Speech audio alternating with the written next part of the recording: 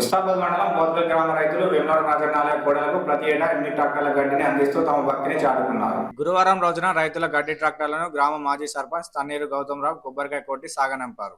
వారు మాట్లాడుతూ పోతుగల్ రైతులు ప్రతి సంవత్సరం వేములవాడ రాజన్న కోడలకు గడ్డి అందజేస్తారని, రాజన్న దయతో పాడి పంటలు పిల్ల పాపలతో రైతులు గ్రామస్తులు అందరూ చల్లగా ఉండాలని వేడుకున్నారు. ఈ కార్యక్రమంలో రజక సంఘం అఖిల భారత ప్రధాన కార్యదర్శి అక్కరాజు పరశురాములు, రేపాక బాలనర్సు, చెక్కపల్లి రాజు, పెద్ద పుల్లయ్య రైతులు పాల్గొన్నారు.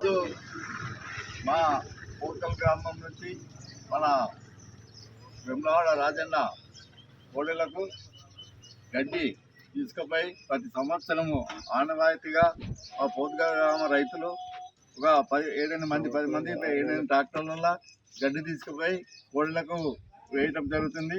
అదేవిధంగా ఈరోజు మా పోతుగల్ గ్రామం నుంచి అక్కరాజు పరశురాములు, మరి అదేవిధంగా రేపాక బాలనర్సు, చెక్కపల్లి రాజు, మరి బోయ శ్రీకాంత్, వీళ్ళ పెద్ద పుల్లయ్య గారు, మరి వారి ఈ 5 మరి ఇంకొక కొంతమంది కూడా రేపు ఎల్లుండి కూడా తీసుకుపోయేందుకు సిద్ధంగా ఉన్నారు.